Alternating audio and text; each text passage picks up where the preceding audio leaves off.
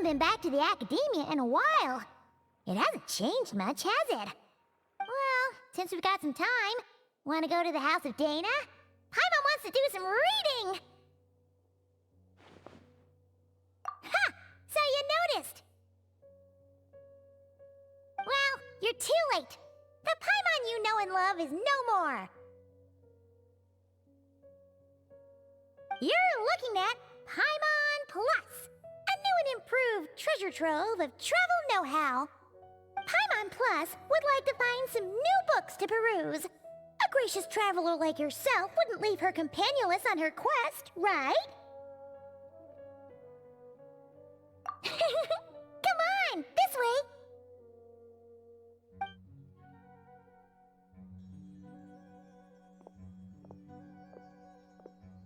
Oh hey! It's Kale and Cyrus! Wonder what's going on. Let's go see!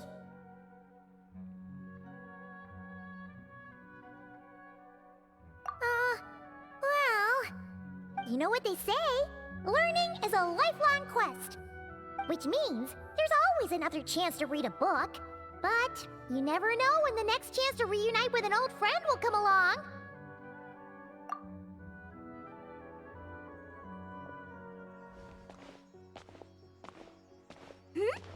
Traveler, Paimon?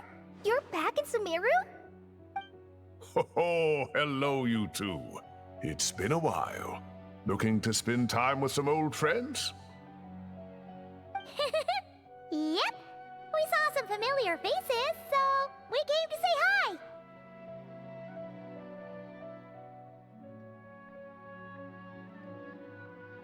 Ho ho! Excuse you, associating me with that woman. And if you're going to remember me that way, you should at least mention my tomato growing skills. So he's mad about the Zaha Hadid part, and not the old man part? Well, Paimon's glad to see you in such good spirits, Cyrus. Must mean things are all good here in Sumeru. Ah, well, it's quite all right. I'm not the type to take offense at that kind of thing.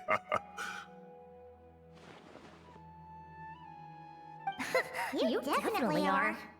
Anyway, what were you and Kale chatting about just now? Ah, that. Well, it was quite a spontaneous meeting. I was leaving the sage's office when I spotted Kale in conversation with a Mahamata, and it looked serious. I thought something bad might have happened, so I hurried over as soon as the conversation ended. But as it turns out, our Kale is moving up in the world. The academia even hired her as a consultant. Wow! That's incredible! Oh, it's nothing, really. Look at that, so humble. Takes after me, she does. Not at all. Not at all. No, wait. I didn't mean that to sound like I don't think you're humble, Mr. Cyrus, because of course you are. I just,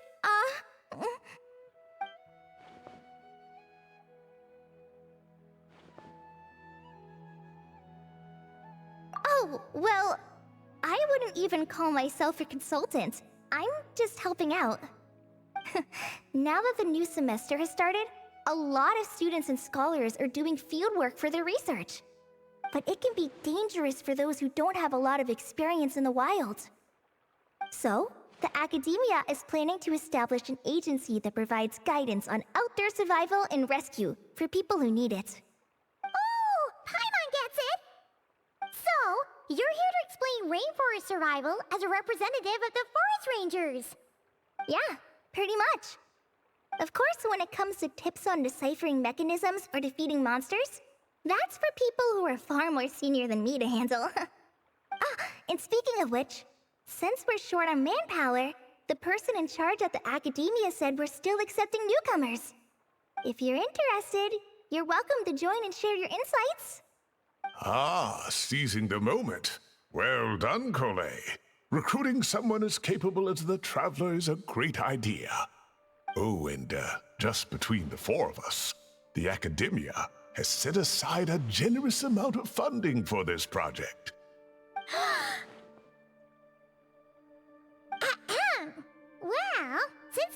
Tighnari's thrown her hat in the ring. We should help out too. What do you say, Traveler? Great! We're all supposed to meet up in Aru Village later, so I guess we'll regroup there. I was kinda worried, since Master Tighnari isn't around to help this time, but now I feel much better! Yeah, even if you don't trust the Academia's eye for talent, you can trust ours for sure.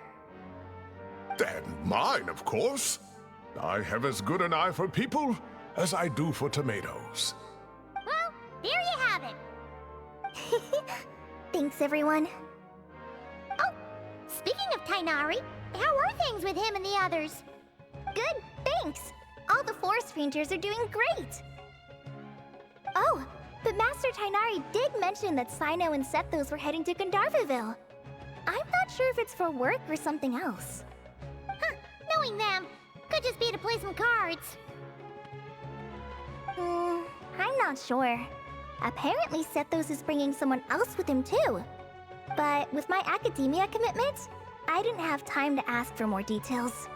Huh, well now Paimon's curious. Should we go check things out, Traveler? That's true, and I'm sure they've missed you. Now that is how it should be between friends. Getting together to play cards or enjoy a meal. Yet here I am, stuck with Nephis, who only ever calls to talk about research. Well, I won't delay your reunion any longer. Until next time. Goodbye, Mr. Cyrus. Take care. Alright, I should probably get going too. See you later, guys. Come find me in Aru Village when you're ready. Looking forward to seeing you shine, Kali.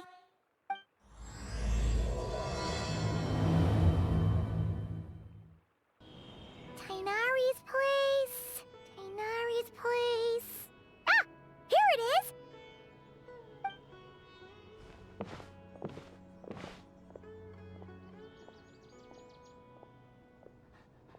Cyno! Sethos!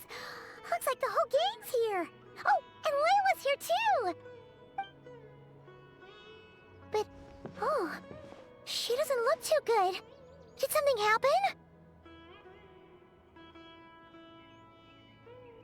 Ah, Paimon, Traveler. It's good to see you.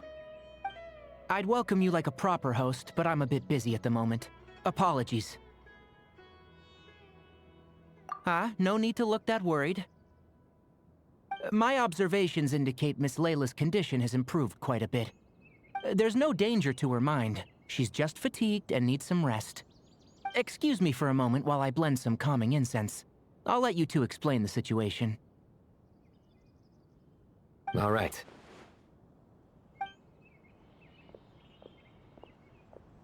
What happened was, Sethos and a few members of the Temple of Silence rescued Layla, who was out in the desert trapped in a state of delirium. She had to be rescued? Oh, that sounds bad. That's all you're gonna say about it, Cyno? I mean, we don't want people jumping to conclusions. That's all I can say about it. The person involved is unable to explain what happened to her, so we're limited in what we know. Sorry. My head... still dizzy. The moons... Exactly how many are there?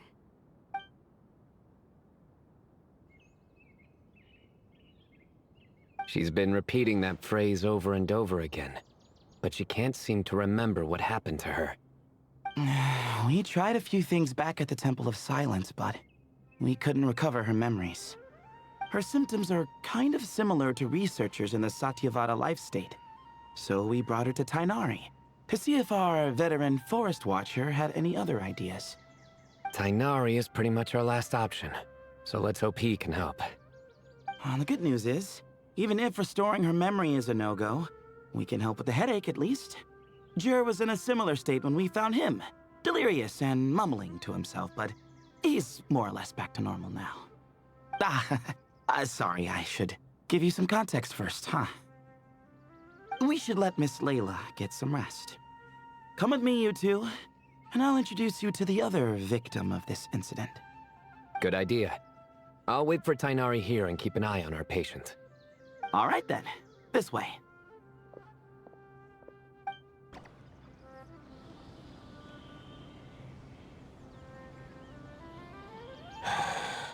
Who did the Ajalenok not offend?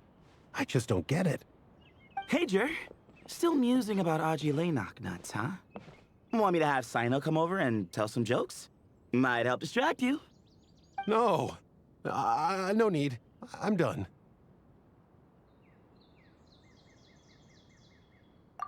Don't encourage him. Well, sorry for interrupting the Aji talk, buddy. Next time, just say, Aji, hey knock! Hold on. So, what's the deal with the Affililate nuts? Other than the bad Sino jokes. We'll get to that. But first, introductions are in order. This is Jer, a member of the Temple of Silence. And you remember the Traveler, right, Jer? Of course. I'd never forget a participant in the Rite of Duels or the hero who saved Sumeru. Awesome. Could you go over what happened to you one more time, Jer? Our valiant hero is gonna help us get to the bottom of this. Might as well join since you're here, am I right? Just hear him out. You're gonna want to uncover this mystery once you do. I'd bet on it. Well, I was on an expedition in the desert not too long ago, when I got caught in some quicksand. Later, it became obvious it wasn't normal quicksand because instead of sinking to my death, I fell into an undiscovered ruin. In my panic, arms and legs flailing about, I suspect I touched some things I shouldn't have. Because in that brief moment, an enormous amount of information came surging into my mind. I would hesitate to even call it knowledge, because my brain had no capacity to process the information. To use an analogy, it would be like trying to stuff thousands of Ajalenok nuts into a small water skin without it bursting. Sorry again with the Ajalenok nuts, I know. It's fine. We're getting to that part of the story anyway. True. Well, just as I was on the verge of madness, a single phrase broke through the storm of thoughts in my head. It was a man's voice saying, "Don't eat Ajalenok nuts." What? I know it's hard to believe, but that's what happened. I was saved by the phrase, "Don't eat Ajalenok nuts." I'm not sure. I'm not even certain it was a man's voice. It's hard to remember now that I've been repeating it so much myself. Anyway, the good news is I no longer feel like my head is going to explode. Of course, the bad news is that phrase has been stuck in my head for the past few days. Wow. But doesn't it have the opposite effect? Like, the more you say don't eat it, the more you want to eat it? Yes, that's exactly right. Whoever the voice belongs to, I don't know what his deal is with those nuts. Well, the world's a big place. There's bound to be people who don't like sweet stuff. I suppose. Strangely enough, I'm starting to think the voice belonged not to a man, but a cat. A cat? How? That's the question, isn't it? What would a cat be doing in an abandoned ruin like that? Just as my mind was reaching its breaking point, I could have sworn I heard the sound of a cat guiding me to exit. But when I came to, all I saw was endless desert, and Sethos shaking me in a desperate attempt to wake me up. I'll admit, it was pretty terrifying seeing you like that. Staring off into space and mumbling about Ajalenok nuts. You sure don't sound terrified. Sorry. It's not that I don't care. It's just kind of hard for rambling about Ajalenok nuts to sound menacing. Now, what Layla was saying, on the other hand, that is much creepier.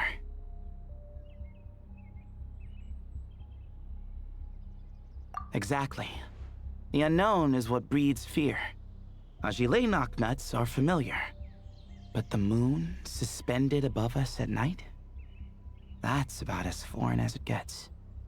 Well, we don't know that for sure. there could be a whole other world inside an Affililate nut, with a moon of its own. Huh. I guess. Affililate nuts are not to be underestimated. Right, yeah, of course. Won't catch me disparaging the mighty Affililate nut. No, sir. Huh. So, a similar thing happened to Layla then? Yeah, I think so. I was in a hurry to rescue Jur, so I put a marker on the incident site so we could go back and investigate. When his condition stabilized, we doubled back around to check and... Exactly. Multiple victims with the same symptoms at the same location. It wasn't hard to conclude that something is seriously wrong with that place. So, after we got Layla out of there, I had the Temple of Silence put up a warning sign at the scene and send patrols to watch the area. Speaking of, Sino, Tighnari, and I are going to head back there and investigate once Layla is stable. So, as per usual, you're here just in time. That's for sure. But there's another reason I want Sino and Tighnari involved in this. Because the story doesn't end there. Right, Jer? Oh, yes. Where was I? The Affililate nuts butted in and I... Right. Yes, the cat. As I followed the cat noises, the voice said something else. So, there are those from Tula who still endure. I thought that was strange, of course, because, well, was the voice referring to me? Records of my ancestry are rather sparse, so I'm not sure if my bloodline even traces back to that place. That's right. The Temple of Silence's place of origin. And the home of Tighnari's people. Plus, Hermanubis, who Sino and I both share a connection to, was one of the city's founders. As the temple's current leader, if something strange happens in the desert, it's my job to get to the bottom of it. But it turns out, a lot of people have a horse in this race, and I'm not leaving any of them out.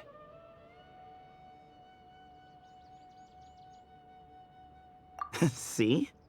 Knew you'd join. But yeah, that's all we know about Jer's situation.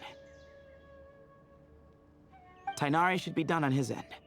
Let's head back and check on Miss Layla. How are you feeling? But don't speak if it's too taxing. It's fine. I'm much better now, thanks.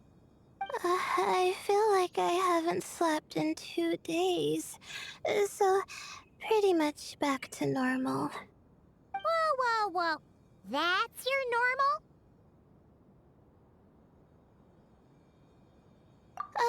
Traveler, Paimon, I thought I heard your voices earlier. Oh, and, I'm sorry. Huh? You don't have to apologize. You didn't do anything wrong. No, I just mean, I think I'm about to disappoint you. My head was kinda muddled earlier, but I still heard your conversation. I know you're trying to figure out what happened to me, and I want to help. But, I really don't remember anything. Does your head still hurt?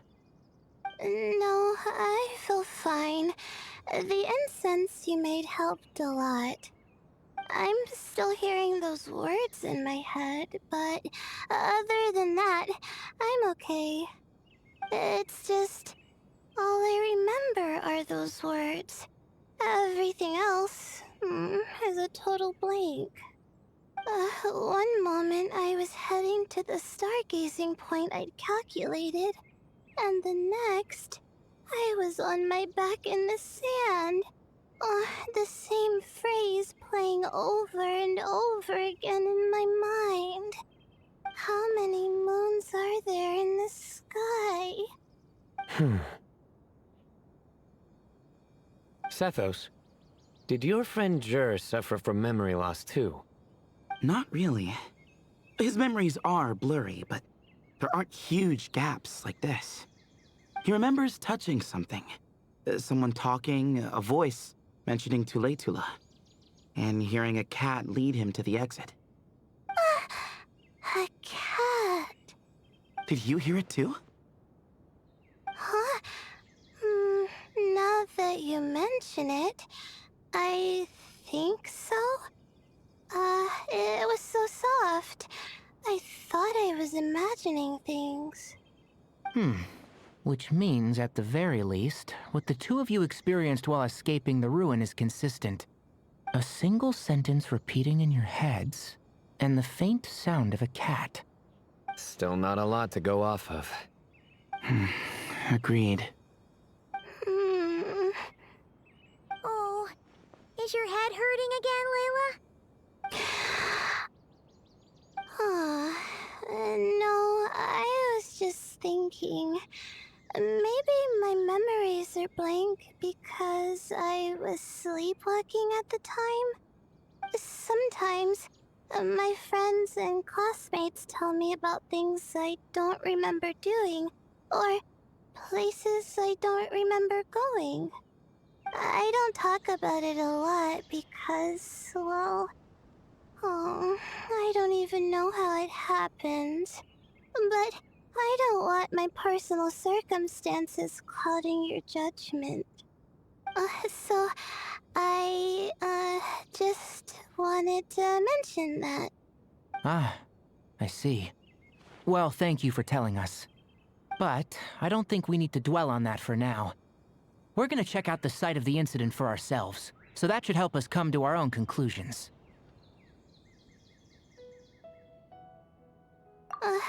Okay. Then could I come too? I have to know what happened to me back there. Sure, but on one condition. You need to be in tip-top shape before we head out. If your condition isn't stable enough before then, we'll have to figure out something else. Of course. No problem. Well, I'm more concerned about Tainari. You sure you'll be alright in the desert?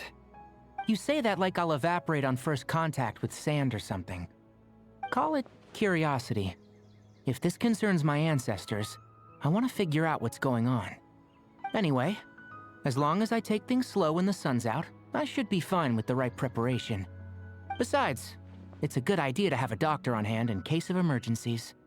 So long as our doctor doesn't become the emergency. Well, if that happens, I suppose I'll just have to rely on the kindness of my entourage to haul me back home. All right, well, that all sounds good to me. Let's meet in 2 days like we agreed. Jer and I are gonna head back to the Temple of Silence to do some research in the meantime. See you in a couple days. Sounds good.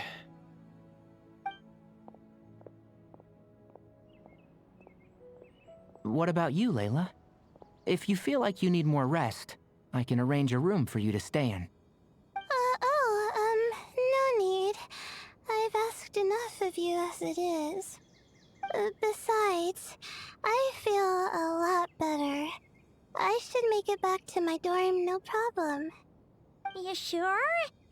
Don't push it too hard, or you might end up sleepwalking along the way. Don't worry, I'll be fine. I have other things I need to do anyway. Like letting my advisor and classmates know that I'm fine, adjusting my stargazing schedule, things like that. If I don't get it all done, I doubt I'll be able to sit still, let alone stay here and get some rest. I'm not so sure that's... a much better idea. Thank you, Traveler. Of course, if anything starts to feel off, come back for a checkup right away.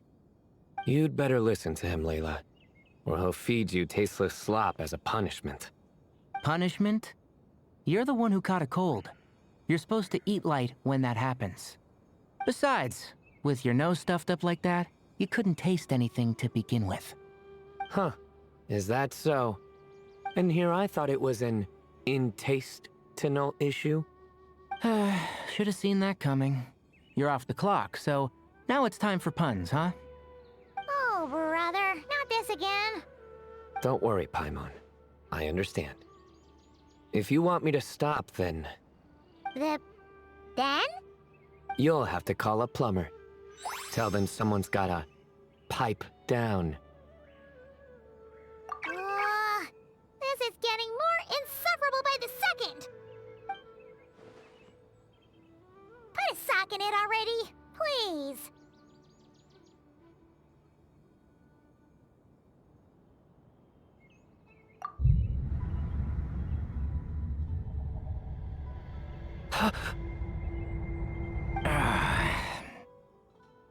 Paimon's done with this game.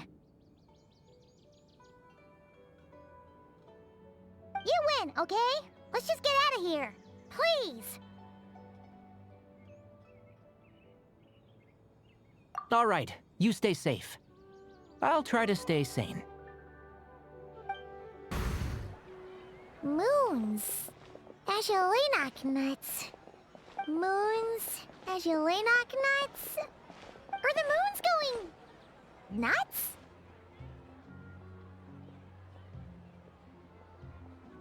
Oh no! Looks like Paimon's caught the brain bug too! She can't stop thinking about those two things! Oh, Paimon's gotta clear her head. But how?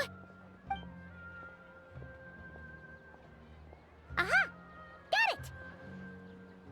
The cafe over there! Why don't we head over for a quick pick-me-up?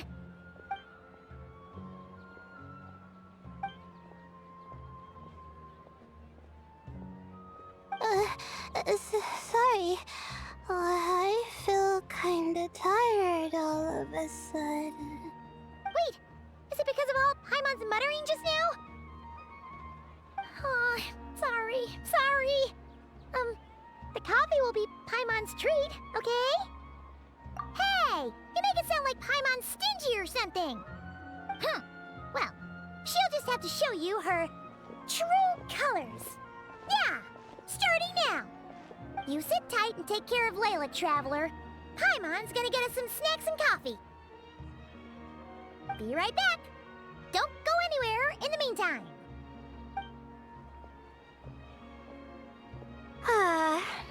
She's pushing herself again as always. Saw right through me, huh? I apologize for the sudden emergence, but I didn't have any other options.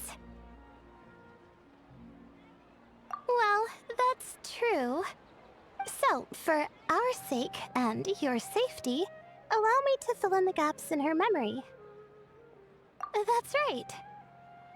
Layla was already in bad shape, stressing about her new study topic, focusing on the stars instead of her surroundings. By the time she realized the danger she was in, it was too late.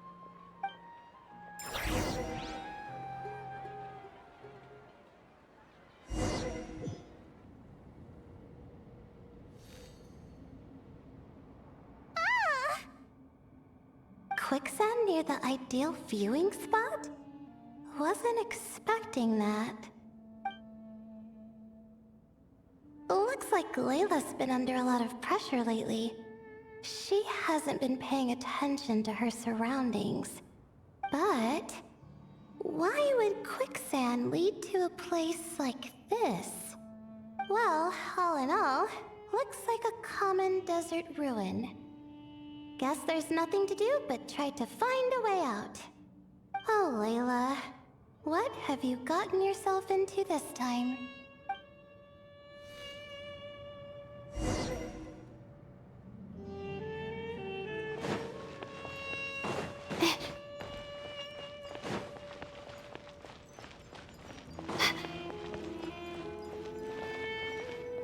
I think this door can be opened using the device next to it. Just like I thought. Ugh, what was that?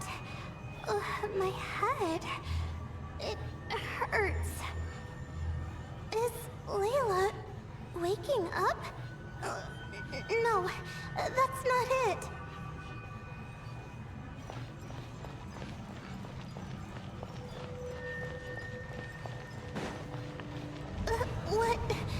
What's going on? It's too much. I don't understand. The ground is... Where am I? It's spinning.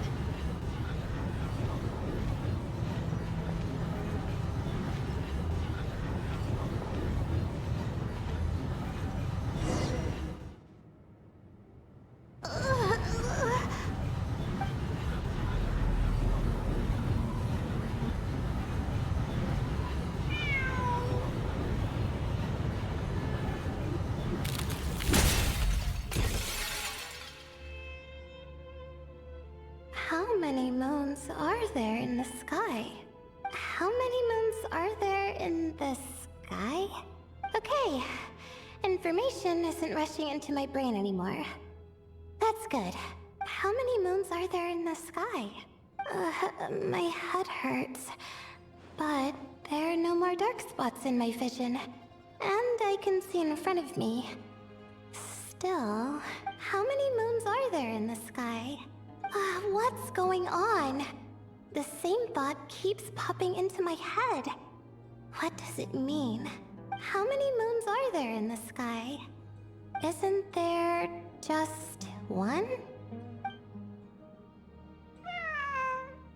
A cat? I think there was one earlier, too.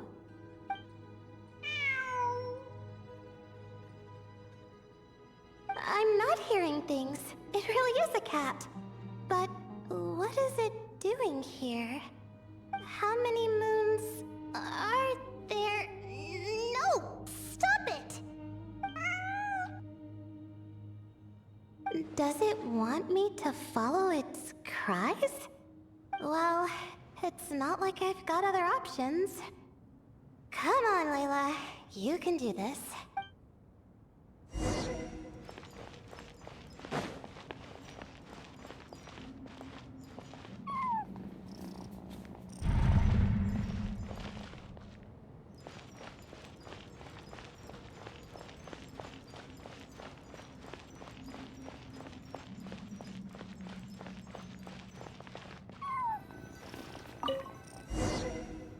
And so, I followed the cat's cries to find my way out.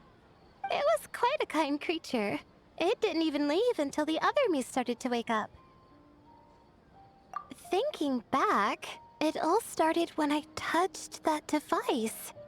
I've heard fellow students talk about it before. How the desert is full of objects that do strange things. Sometimes it's just a minor inconvenience. But other times, devices like that can cause massive trouble. Of course.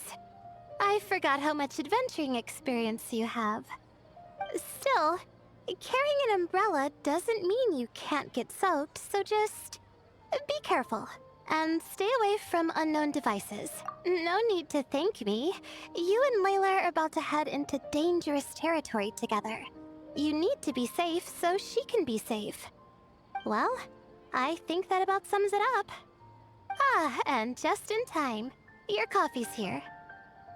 Traveler? A little help over here?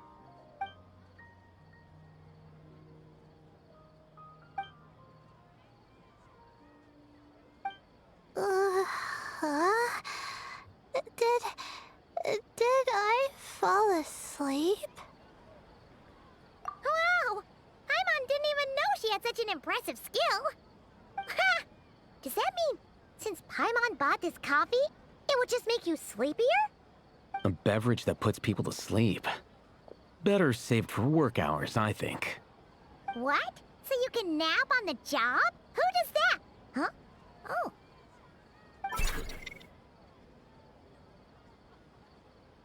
Beep boop.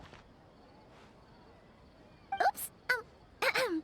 Oh, hey, Kave! Nice to see you. Oh, and you too, Marak.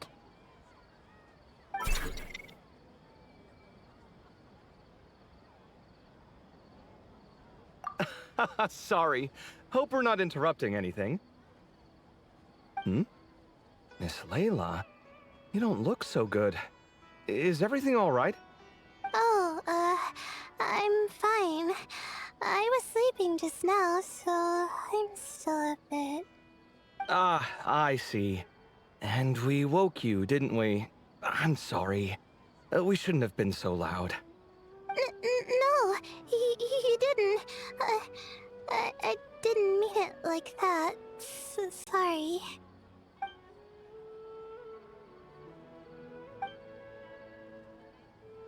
Wait, where are you going? You just got here. I'm going to do what I came here to do. Which is? Buy coffee beans?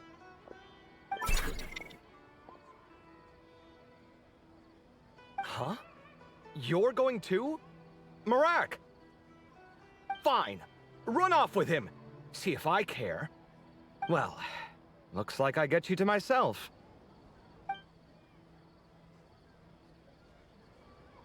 It's been a while, hasn't it? How have you been? So, a busy life of adventuring for you, and a busy life of academics for Miss Layla, is that right? Oh, is something wrong? Ah, the desert's not always the friendliest place, that's for sure. And from the look on your faces, I'm guessing this problem's not resolved?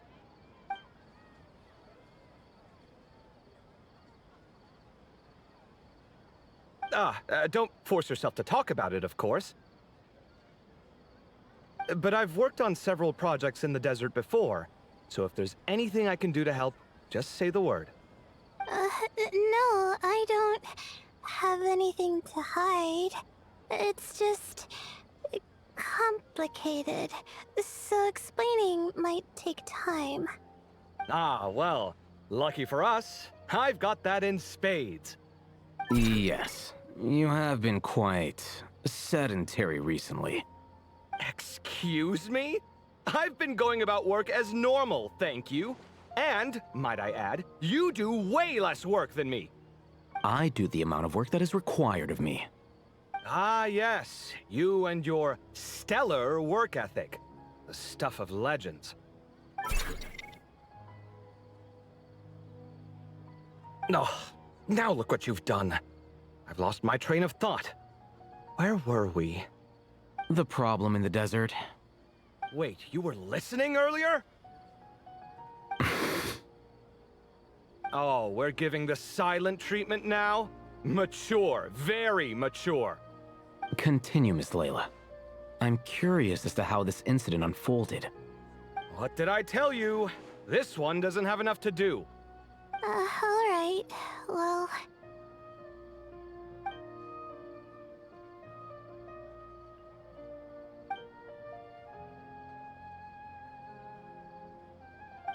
Could you still use some extra hands on this investigation team of yours? Huh? You want to join, Mr. Cave? That's right. I think my experience studying desert mausoleums could be of some use here. While Hatham's expertise in ancient languages could be helpful too. Besides, I consider you all to be my friends, and friends are supposed to help each other out. Wait, I'm involved in this now? Oh, please, I know you. Half the battle was over the minute you said you were curious. We couldn't stop you from joining if we tried. Well, you've got me there. Besides...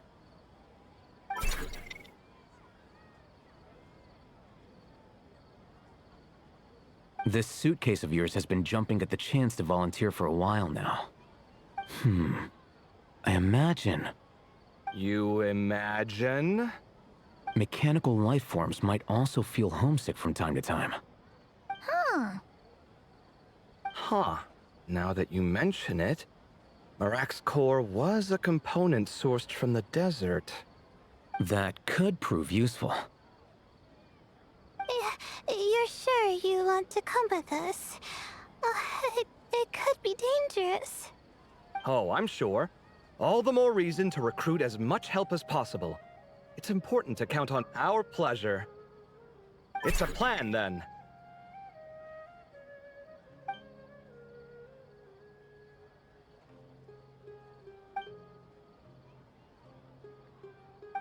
All right, we'll head back to our place to get ready. This one hasn't been on a trip in a while. Chances are, he doesn't even remember how to pack a suitcase. I'm not worried. It'll get done. Somehow. Would it kill you to help every once in a while? I do help. It's called moral support. Oh, of course. And I am ever so grateful. Goodbye, you three. We'll see you soon!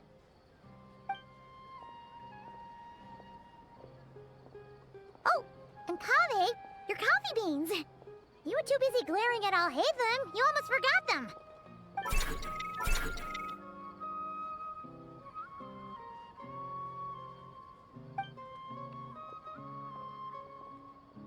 Well, we're pretty close to the academia now.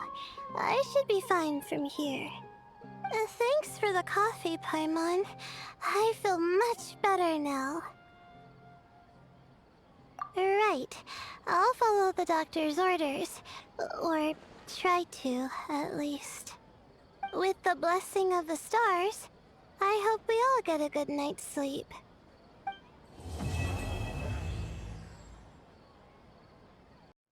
Traveler! Paimon, over here! Welcome to the home base of the Fieldwide Center! As you can see, the core projects are already up and running, so we can get to work at any time! Huh. This feels like one of those places light novels talk about. You know, the adventuring hubs where rookies gather to take quests and stuff. Oh, and almost like a school festival at the same time, with everyone getting together to learn and then forming teams to hone their skills. It's so... Well, this place isn't quite as decked out as a school festival, but Master Tainari said the academia plans to be generous with the resources. Anyway, before students and researchers head out on dangerous field missions, they can come here for advice and emergency training. We even have professionals on staff that can join their teams to serve as guides or safety personnel. Yeah, you can think of it like a forward operating base, equal parts theoretical training and field practice. We'll familiarize new recruits with potential challenges in the wild and take them through drills so there's no reason to panic during the real thing. Amber, you're here too?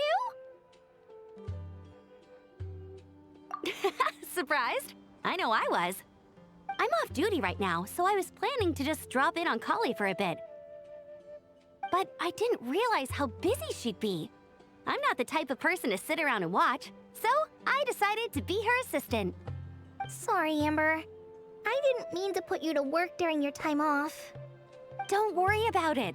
A little relaxation balanced out with some fulfilling work is a great vacation in my book. Plus, I've learned a whole bunch of stuff too. And I got to see the Traveler in Paimon again. I mean, it just keeps getting better. We should have a giant feast once we're done here. How does that sound?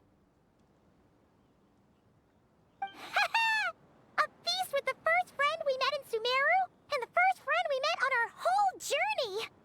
Oh, that sounds just about as awesome as a giant plate of sticky honey roast. All right, down to business then. Kale and I are in charge of the Scouting Speedsters project. The focus is using devices and machines to pass through hazardous areas, survey terrain, and get details on potential threats. Plus, Amorta research indicates that, during dangerous situations, having the support of an adorable companion can help set adventurers' minds at ease and prevent excess nerves. So, we took inspiration from Cullen Anba and Baron Bunny to create 2 scouting devices that are both adorable and useful. Cullen Anbot and Bar Drone Bunny. So far, feedback has been pretty positive. Once we've collected enough data, the academia will continue to refine the scouting buddies and release even more designs. A bunch of Kulanambas and Baron Bunnies running around the wilderness? What is that gonna look like? Plus, with you to guide our 2 little scouts, we'll be able to obtain some great data. Once you have a more complete understanding of the Fieldwide Center, you should come test them out. Now come with me. I'll introduce you to the other consultants. Oh yeah! The lady with the greenish-blue hair also has a super adorable device over there. But it does something completely different than our scouting buddies. I'm looking forward to seeing it in action. Oh, hey! Another familiar face! Come on, let's go say hi! It's really that popular.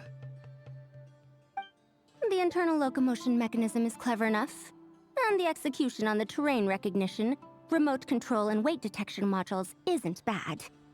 But the appearance... it might as well be a doll for a child. No, this won't do. Madame Farzan, great news! The Traveler and Paimon agreed to join! The Fieldwide Center just leveled up big time, huh? Hello, Madame Farzan! We're here to help! Well, look who the cat dragged in. Excellent job, Kale. Snagging 2 top experts with undeniable adventuring expertise. Now the League won't be able to say a word, no matter what kind of feedback I give. Now tell me, what do you think of this puzzle, pal?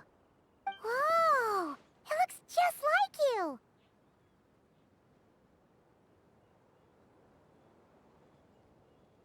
It's a collaboration between my juniors in the Haravatat Darshan, the Puzzlers League, and the Synopsium on Ruin Mechanisms. Clearly, the technological aspect is quite advanced. But the appearance... it couldn't be more childish. You should have seen Anise, defending this design choice with more passion than her thesis. Young people these days. Far too obsessed with making things cute. Paimon kinda likes it. Holly and Amber were just saying how cute companions can help adventurers stay calm. With a doll that looks like you by her side, Paimon thinks she could go adventuring in a super dark ruin and not even get scared. Well, that line of thinking does have merit. And I suppose choosing this particular appearance is a sign of their respect. For me. Still, there are adventurers who place greater emphasis on reliability and technical composition. People like that don't just want their devices to be able to survive an avalanche, but to look the part. And for their appearance to reflect the high-tech composition. The fluffiness of this puzzle pal, on the other hand, doesn't give the impression it would be a reliable or formidable device. The appearance may even be distracting. Now picture this. A thick metal casing, square in shape, with a matte finish and openings to showcase the complex technical composition. That would have much more visual impact. I'm the perfect example of this. I have a youthful appearance, and so people question me on occasion. If I had a head of white hair instead, things would be different. Really? Then, do you want Paimon to talk to them? She has white hair. What? No! That's not the same thing. I didn't realize you had such strict views about this, Madame Farzan. Huh? So, even you prefer this version? Well, if that's what you really think, then fine. You'll have to come back and test it out on some puzzles, Traveler. I'll rate your effectiveness in using the device and come up with a user manual based on your performance. As for improvements to its appearance, long-term observation is required, so I'll put that aside for now. I've already selected a few of the most suitable domains, so we can begin the puzzle-solving process at any time. Thanks, Madame Farzan. I'm just gonna take the Traveler and Paimon to see the final project. But it shouldn't take long. Don't worry, Kale. You're the one in charge here. Just make sure to pace yourself. Once things calm down, come over to see me and we'll have a nice chat. I'll even treat you to some snacks from back in my day. Snacks! Paimon's in! Paimon's in! Thank you, Madame Farzan. I'll bring a few boxes of floral tea as well. Go on now. Do me proud. This last one is a long-term project we're calling the Security Division. Thanks to General Mahamatra Sino, we've been able to bring Dia on as the instructor and Candace as the coordinator. They're putting together a combat test right now, but they should be back soon. Hey, looking for us? Guess we showed up right on cue then. Wait, the Traveler and Paimon are joining as well? That makes things a whole lot easier. Sorry for keeping you waiting, everyone. But we managed to bring back some good intel. Intel? Huh, this is starting to sound intense. Of course. What better way to protect the students than to sweep through the desert and rid it of all potential dangers? Not a bad plan, right? You in? Not the best time for jokes, Dia. Besides, when it comes to striking down danger, the Traveler is a woman on a mission. She might take you up on that offer. Defeating anything that might pose a threat? Oh, even if the Traveler worked non-stop, that could still take years. We'd have to stop traveling. Oh, Paimon doesn't even want to think about that!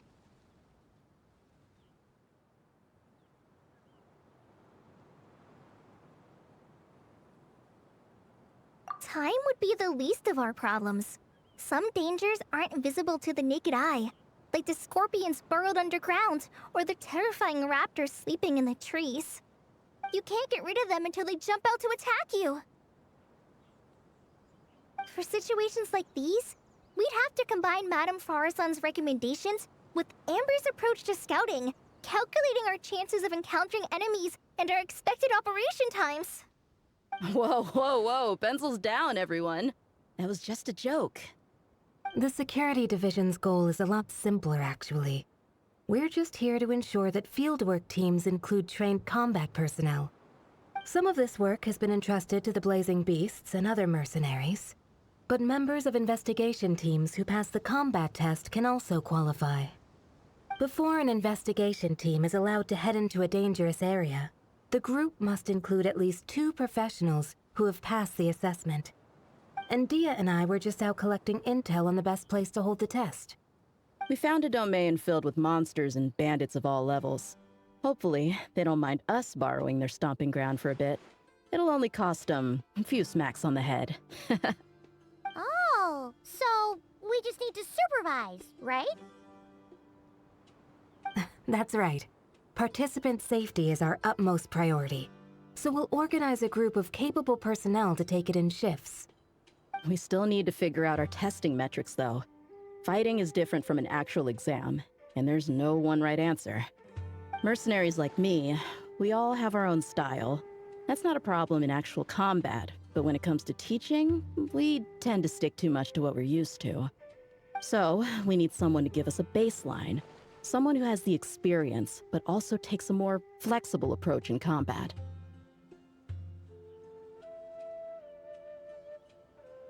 Yeah, based on what you just described, the Traveler seems like the perfect person for the job.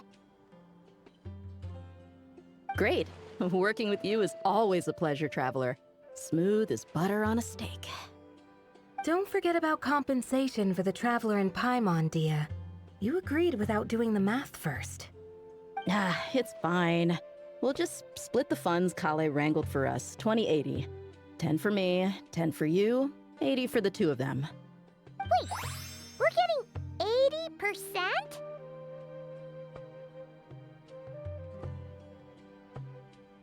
80%? Don't sweat it. We're just in charge of the long-term operations. You're the one setting the metrics for the whole thing. So I think we got the better end of the deal. We've talked about a partnership in the past, haven't we? Well then, consider this the perfect place to start. Then I'll draw up a detailed overview of the compensation so it's clear for everyone. That'd be great. And don't worry, Miss Candace.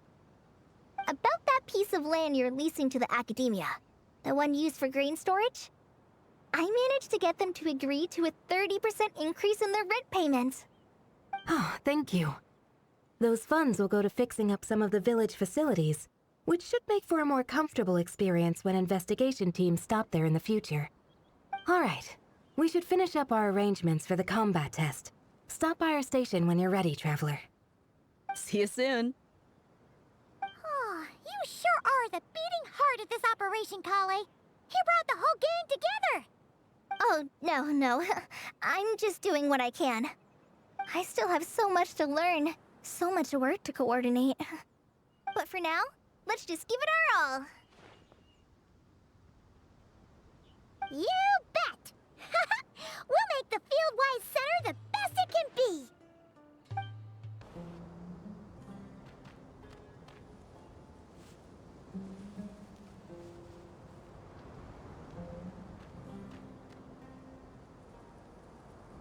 Looking at the map, we should be getting close. Speaking of which, the closer we get, the more Paimon's heart feels like it's beating out of her chest. Excitement! Yeah, sure, that's it. Oh look, it's Tainari and the others. Everyone's here bright and early.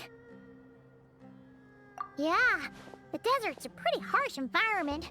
Better to travel at night and beat the heat. Hey everyone, we're here! Ha, right on time.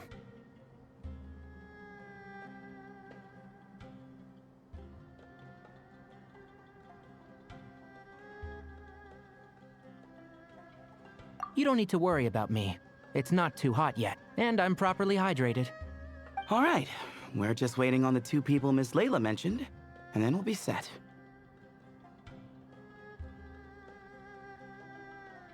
He's staying behind. If we don't make it back after a certain time, he'll be in charge of rescue operations. You can count on me. Nice! You thought of everything! Oh, and Cyrus said he'll be in Aru Village, so he's also available if we need help. Haha! Amazing! Having people to watch our back is making Paimon a lot less nervous. Yeah, I did.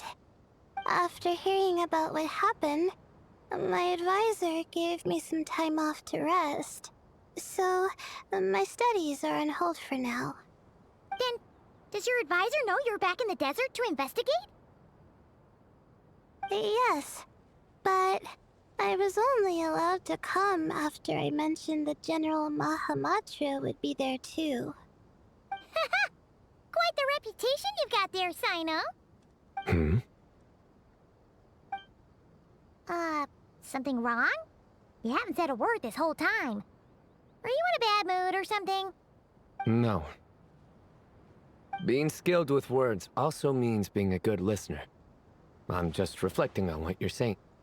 Oh, Hatham! Kaveh! Ha! Over here! Darn it. I was just setting up a brilliant... Yeah. I'm sure you'll find another chance. The important thing is, our scribe and our renowned architect are here at last. High praise. But wait, why am I renowned and not him? He's just as famous as Sino, Dia, or Nilu. That just means your level of fame is even greater. How could a lowly scribe hold a candle to you? Lowly scribe? Please. All those strings you pulled to get those new books from the House of Dana? What do you call that? Borrowing. Anyone with an employee ID can do it. Uh-huh, yeah. The House of Dana bends over backwards for just anyone, does it? Send a report to Lesser Lord Kusanali then. Let her know someone at the Academia is abusing their position. Hey! I never said abusing! Impressive verbal sparring, as always.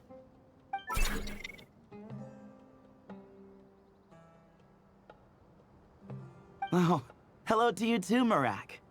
Well, looks like your assistant is raring to go, Kaveh.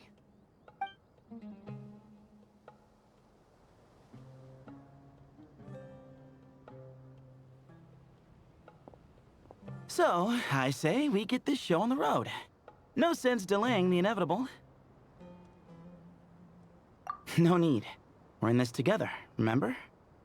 Sure. This is the entrance, yeah? Yes. Perfect. Then, if we're all set, let's get moving.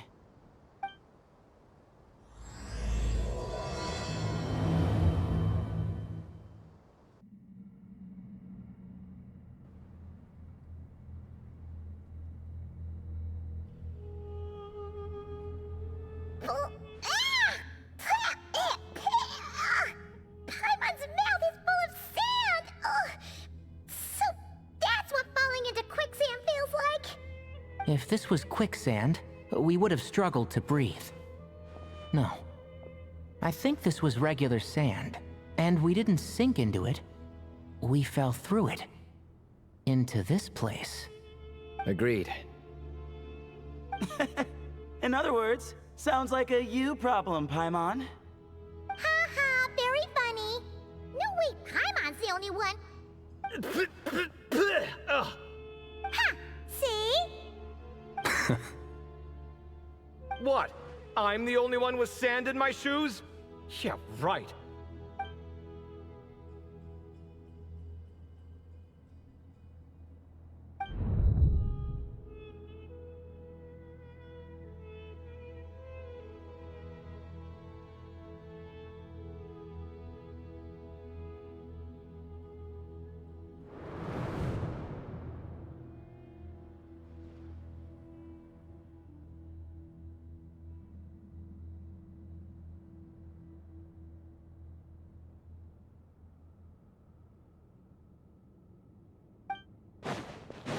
Whoa, there are monsters here? Sure didn't say anything about that. Probably means he didn't run into any. Because we're just unlucky. Best sign of what's to come. We'll be fine. Let's just use up all our bad luck, and we'll be golden. You poor lost lamb.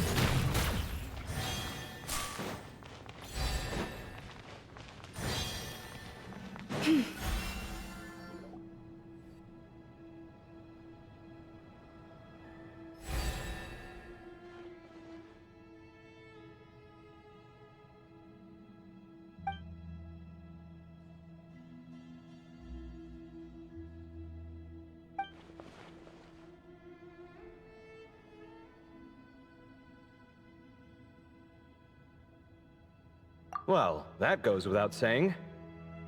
Fair point. There's just one problem, though. The only way forward is through that door. Oh, is it time to hunt for a key? Paimon loves this part. Don't worry, with our adventuring experience, we'll find it no problem. Let's get searching.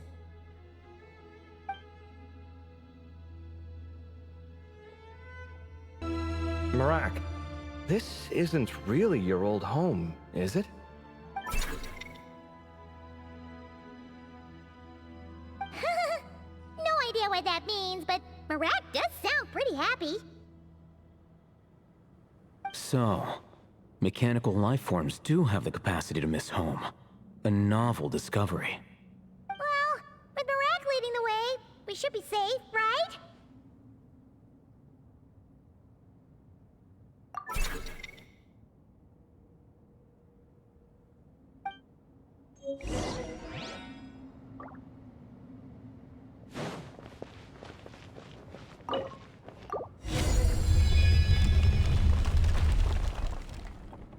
Good thing you decided to join, Kaveh. Otherwise, our investigation would have ended at that door. It was nothing that I did.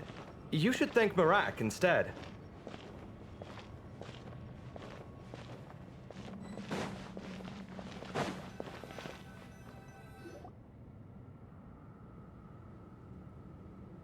Hold on. At this rate, Paimon's gonna lose her title as best guide to a mechanical suitcase.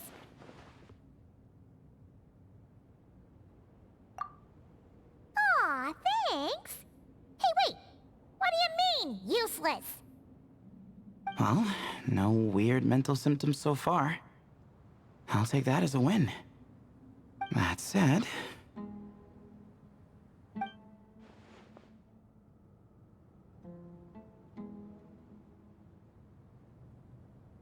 There are 3 doors here. So, we split up. Divide and conquer. Otherwise, this whole thing is in ruins. No pun intended on that last part. I swear.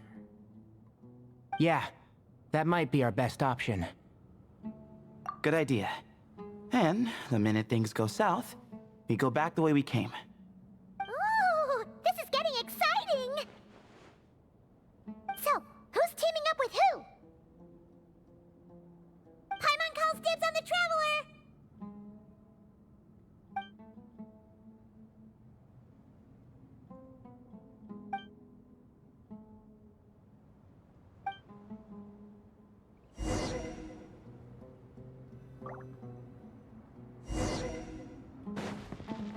Well, this takes me back. The last time we were in the desert together, the two of you came all the way out here to gang up on me. Oh? Sounds like someone's holding a grudge. Just what I like to hear. If you're still hung up on that last one, just name the time and place, and we'll have ourselves another thrilling... duel. Huh. What's with the awkward pause? Were you expecting me to stop you from saying something stupid? You two can have 1,000 duels for all I care, after we're done here. For now, focus on the task at hand.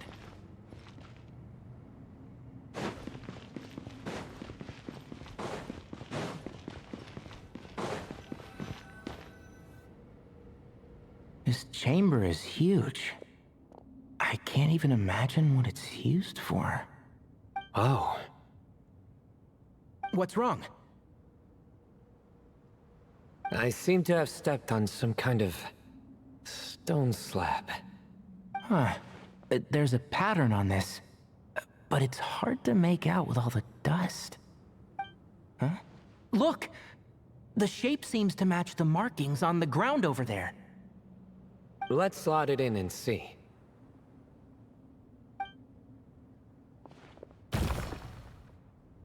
And we have a match. Looks like we need to find the other 3 broken slabs. Let's search the area, but be careful where you step.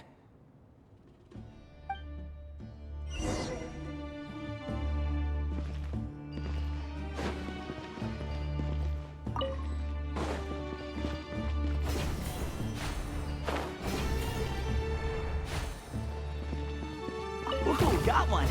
Ouch, but watch out. The edges are kind of sharp.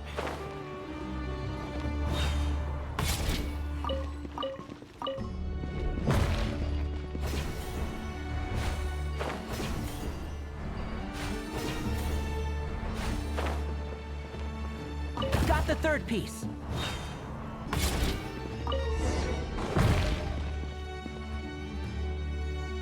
We just need one more. Huh. Look, a cat. Could it be the same one Jer mentioned? I don't think we need to worry about startling him. He doesn't seem afraid of people. Yeah. If anything, it seems like he wants us to follow. Oh, he led us to the last piece. Who's a good kitty? I never thought I'd hear you say something like that. You've clearly never heard how the professor talks to his tomatoes, then.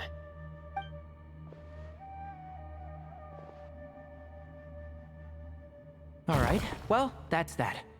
Now, we need to figure out how to get rid of all this dust. Behold, the great Vayu Viastra. Be honest. You've been waiting to say that for how long now?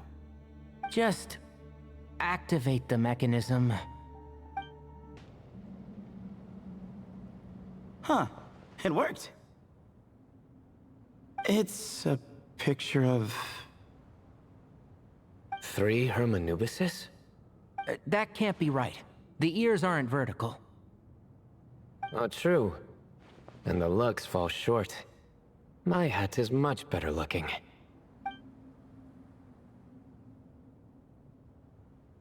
A goat, an ibis, and a crocodile. Oh, wow. Our botanist knows more than just plants. Riveting observation. I was just thinking. These 3 figures look a lot like the 7 pillars of King Deshret. That's right. These are our colleagues. Our what now? You sure about that? Just kidding. But what I meant by that is, these were Hermanubis' colleagues back then. The middle one is the Goat King Hereshef, Minister of Ministers, the god Amun's most trusted chancellor. Records say he was the deputy king of the Desert Sands, chief among the 7 pillars. Someone even more impressive than Hermanubis? I wonder if that ever got his goat. Sorry, couldn't resist.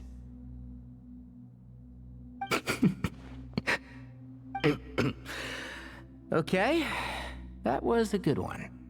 Wait, really? I've got so much more where that came from. Where were we?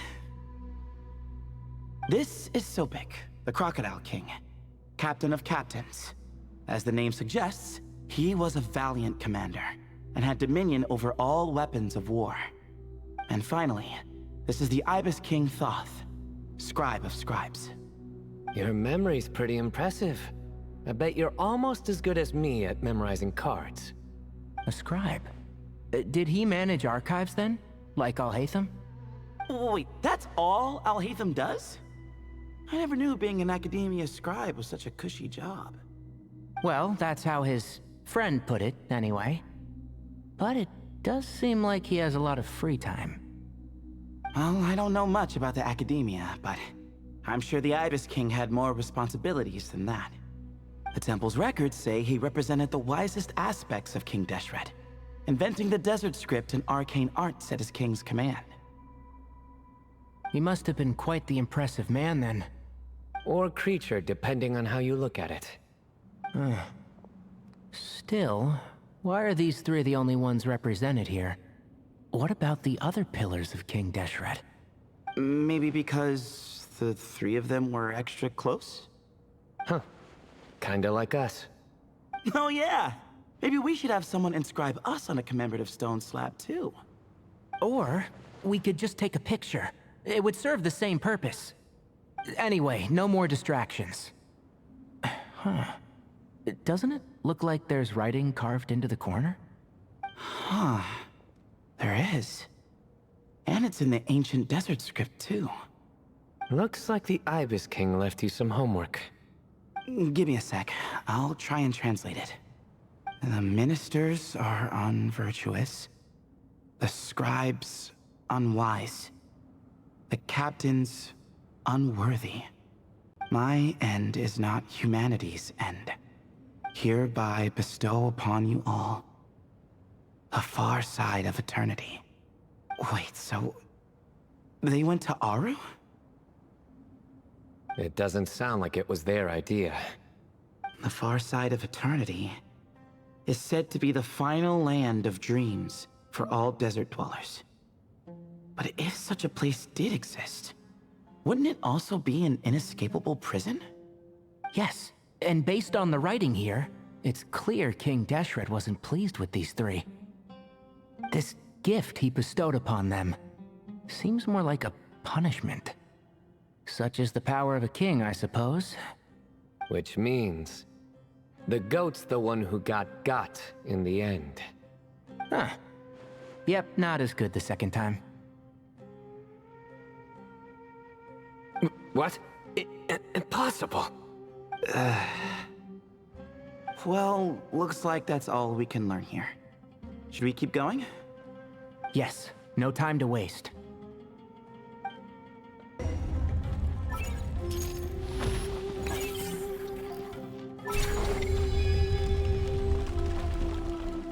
Jeez, who knew a suitcase could be so fast? Marak is nothing like this when it comes to housework. Hey, wait up! A scout's job is to take the lead. Just let Marak figure it out. Easy for you to say. I'll be the one doing the repairs if something happens. Why don't you go scout ahead then? When I think of a comeback, I'll let you know. Oh, Marak stopped. What is it? Found something? Looks like something covered in sand. Let's get it out then. Come on. Oh, it's a stone slab. Good job, Marak. Let's take a look. Huh. Looks like this part of the picture goes over there?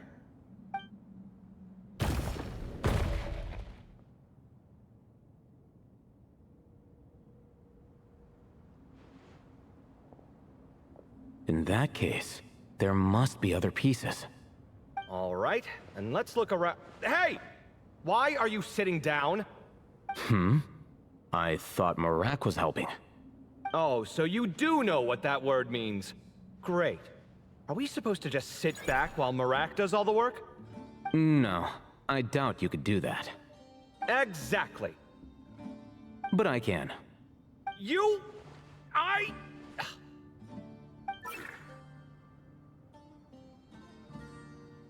See?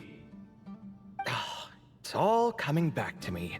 How insufferable it is to work with this no-good, do-nothing... We could be more efficient, I agree. I'll work on this piece. You take care of the rest.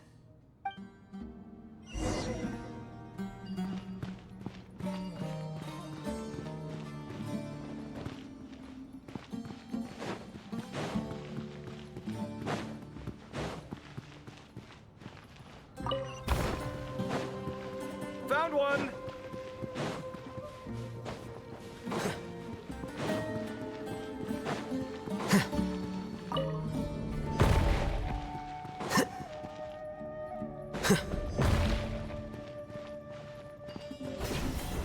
Good teamwork. Looks like we found them all. The pieces fit together like a glove. But we can't see what's on them. Turn around. Huh? Look. Oh, I've seen this before. It can create strong winds. Just what we need to clean off the slab. Come on, let's... Hey! Don't worry about me. If I sit here, I won't be in the way. Oh, you don't want to be in the way? Then sit right in front, so the device can blow you straight back to Sumeru City.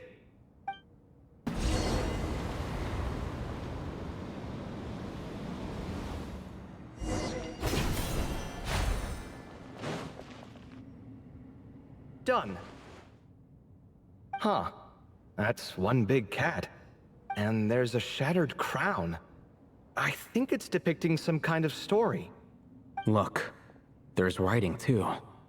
The Ibis King answered the young noble, granting him the wisdom he sought. But the fragile crown was shattered by lies in the end. Here I leave the name, Gudars. Gudars? I've seen that name in a history book before. He was a young noble who sought to save his realm, and a king who once united the desert. That's right. Although his methods were rather shameful. During his long reign, he betrayed his family and the nobles who supported him, only realizing the error of his ways after his enemies left him nowhere to turn. But by then, it was too late. Seems like a common occurrence across history. Different people, same mistakes. It's an inevitable pattern, destined to repeat itself.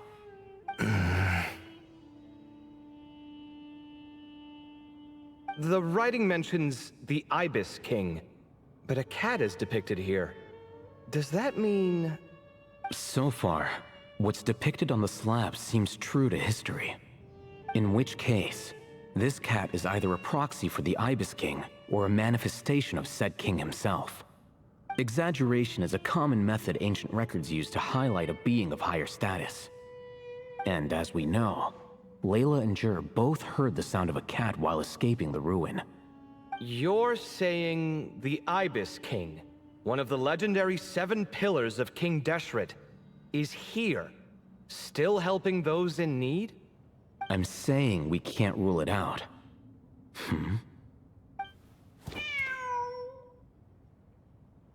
Wait, there it is! The cat!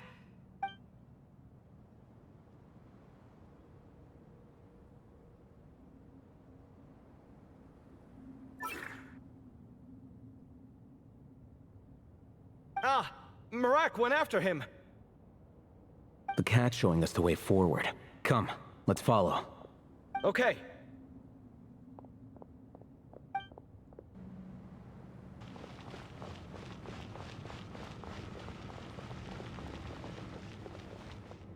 Huh. The cat's gone. Yes, but look where he led us. Oh. Another slab. It looks similar to the last one.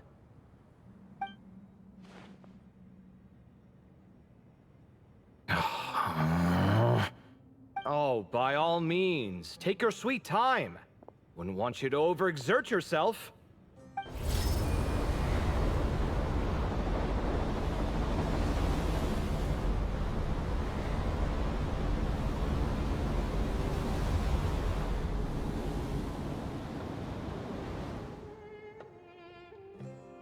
Huh.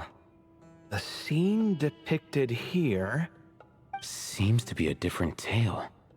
The Ibis King answered the Jinn-blooded dancing girl, granting her the wisdom she sought.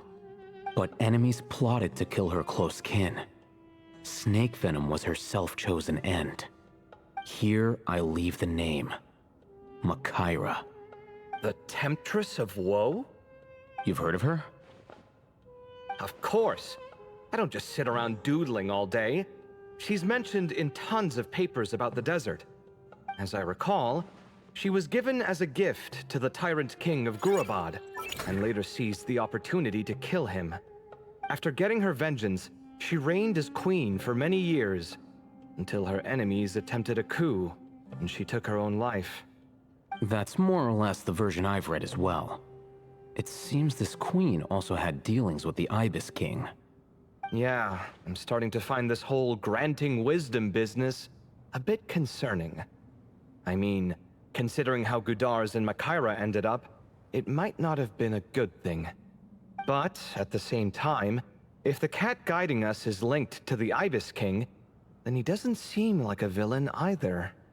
People are complicated. And the same is true of the servants of the gods, no matter their wisdom or power. Let's reserve judgment for now, and keep moving.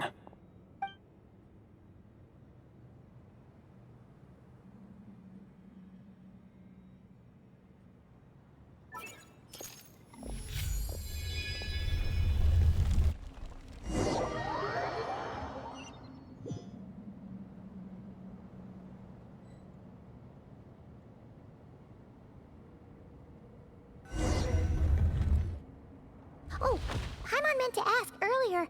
Have your memories come back, Layla? No, sorry. To be honest, nothing about this experience feels familiar. Besides, my focus is the stars, so I don't spend a lot of time exploring ancient ruins. Guess that makes us the senior researchers in this scenario. Stick close, all right, Layla? Okay. Wow. What a tall ceiling. Yeah. But for such a big place, it's so... empty. Like no one ever lived here. Sure must have been boring to live in ancient times, staring at ceilings all day. Now that you mention it, I've heard some people used to draw star maps on their vaulted ceilings. Some would even make them transparent to better observe the movement of the stars. It sounds so nice. Stargazing from the comfort of your own home. Wait a second. I think I see something up there. Huh? How is Paimon supposed to do that? Oh, right. Flying. Duh.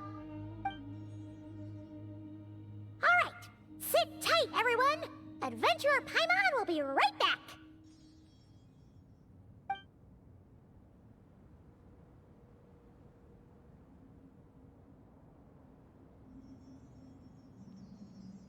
Okay. So, there's nothing super special up there. Just a couple of shelves, tables, jars, and scrolls. And a whole bunch of dust, dirt, and sand. You really want to search through all that stuff?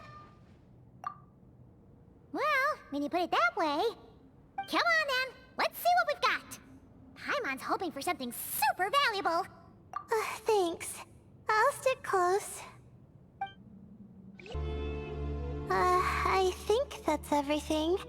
Most of the documents are in the ancient desert script, except these ones. These seem old as well, but the handwriting makes them stand out. Right! Let's arrange them in chronological order before we read through.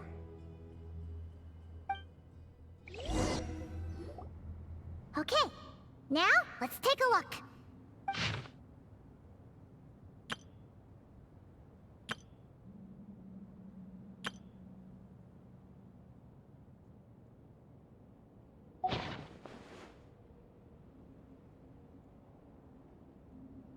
Maybe this person fell in by accident, like Mr. Jur and me. Yeah, maybe. But they don't sound super worried about their situation. So, either this person's an ace adventurer, like the Traveler, or some kind of super optimist. An optimist, huh? Oh, I wish I could be that sort of person. That's right! You're detailed and passionate. Great qualities for an adventuring buddy. This optimist seems super obsessed with exploring every corner of this place. That could have gotten them in big trouble for all we know. Well, I appreciate the compliment. It's almost magical how words like that can make you feel like you can do anything. I only wish that magic could last a little longer. Until I figure out my new study topic, at least.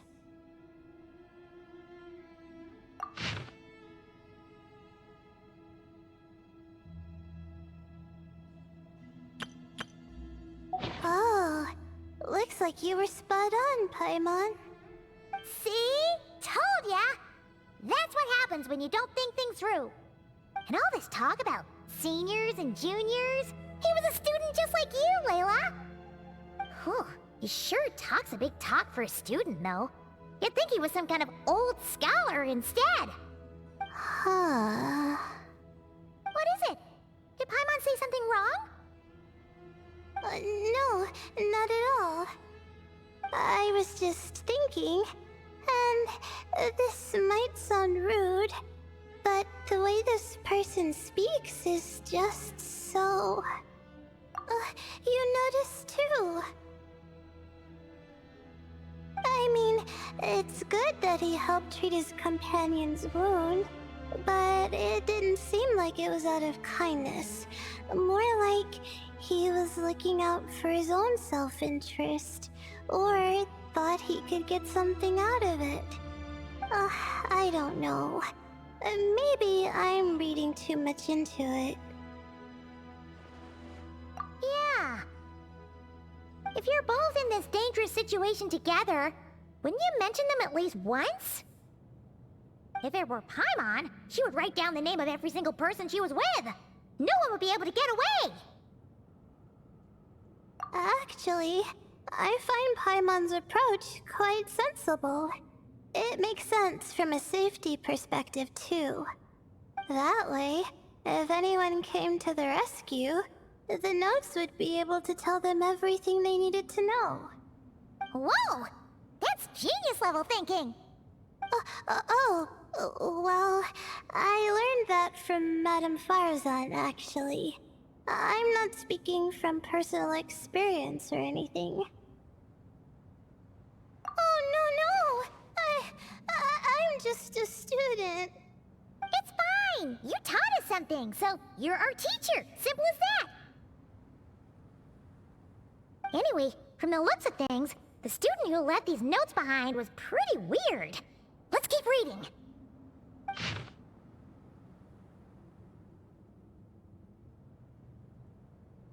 Whoa! Hang on! That's a lot of information. Paimon needs a moment to take this in. The Ibis King. So... did this person actually meet the Ibis King here? Sorry. Who? Jeez, not traveler. You know she was asking about Nefer. Anyway, Nefer's, a friend of ours. And she's mentioned the Ibis King before, but not in much detail.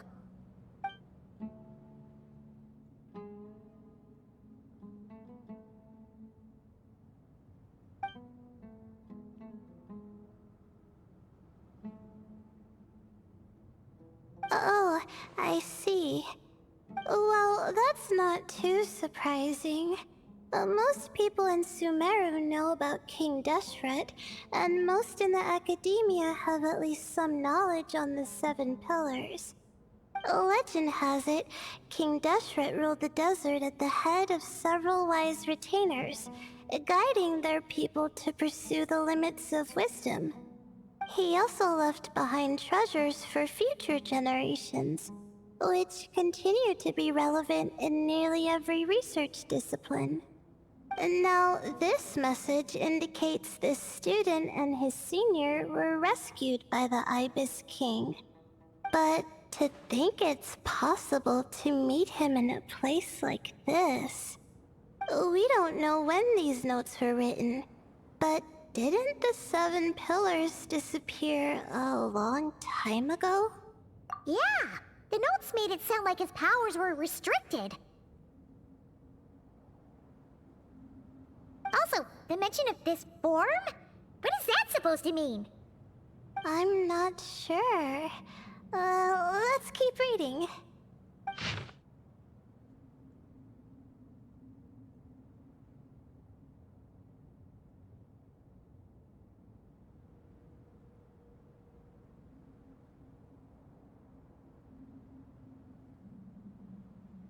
Oh, this is the last page. There's even a signature at the end.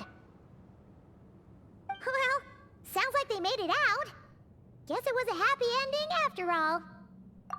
Wait. But it says, the Ibis King cannot be trusted. Huh.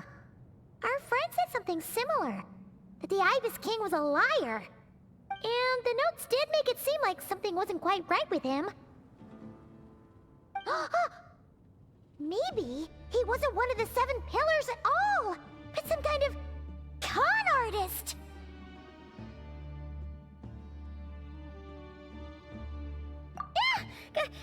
Great, Ibis King! If you heard that, Paimon didn't mean it. Please forgive her. Don't trap us here. I think Paimon raises a good point. Let's keep our guard up just in case. Alright, I think that's all the clues around here. How about we... Oh, it's Marak! That means Kaveh and the others should be around here, right? Hello? Anyone up there? Can you hear us? Yeah, we can! You know, sound travels just fine in an empty chamber like this. You don't have to shout. Of course, if you're shouting to express your excitement at being reunited, by all means, pretend I never said anything. Yelling like this is kinda exhausting. Come on, let's head back down.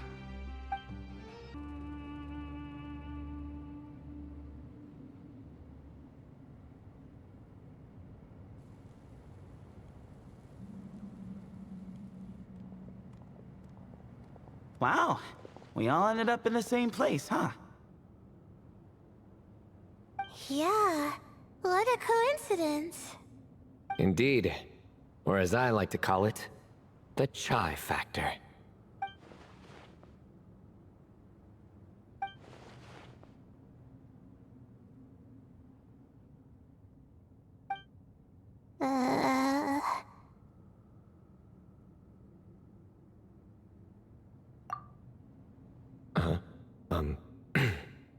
No reply? Just say it. All right. Because it's spice to sweet brew again. Oh, hey, that's a new version. Wait, what? You've never heard that one?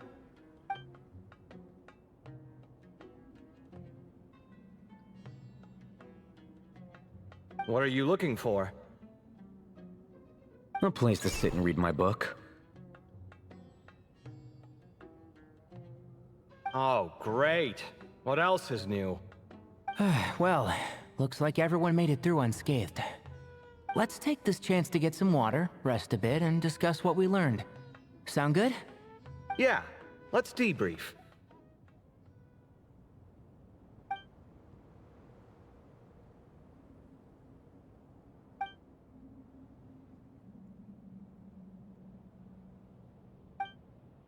Okay, so we all learned a lot, but it feels like we ended up with even more questions. Yeah, but one thing's for sure. This place is tied to the Ibis King in some way. Hey, Sino. You're the current representative of Hermanubis. Can you call him up for a sec? Of course. Just let me sense his presence.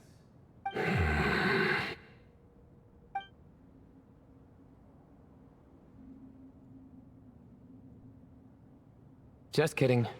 I can't sense him at all.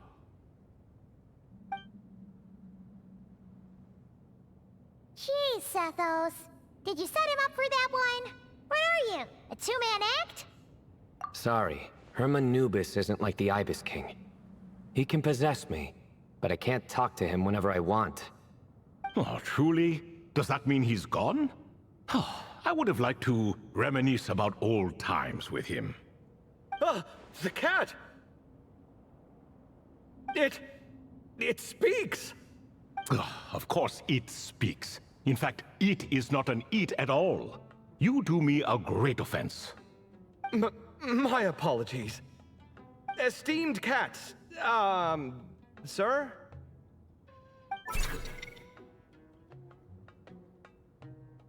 Oh, this little contraption is still here. Contraption? No, this is Marak. Which means you do his assistant a great offense. Huh? Well, I didn't mean... Well, I apologize. I wasn't referring to this Marak, but rather the thing that operates it. King Deshret was quite partial to it. I have forgotten what it was called. It must have had an official name, albeit in the old tongue.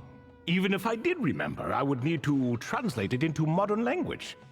Ah, it's not important. Marak's a fine name. Even better than the original, if you ask me. Who thought of it? And the remodeling, quite well done indeed.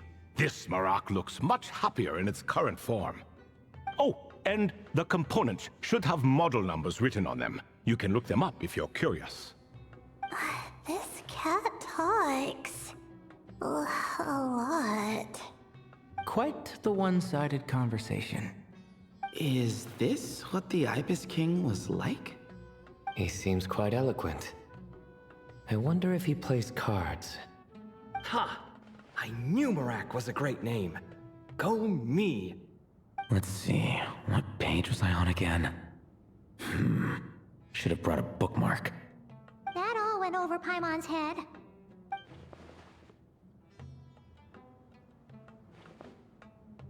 Hello indeed. For you to know my name.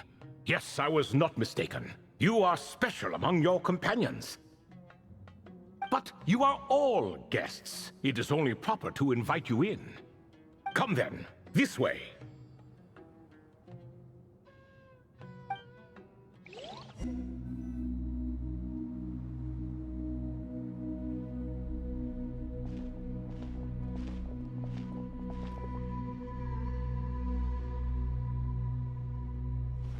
Welcome to my humble abode.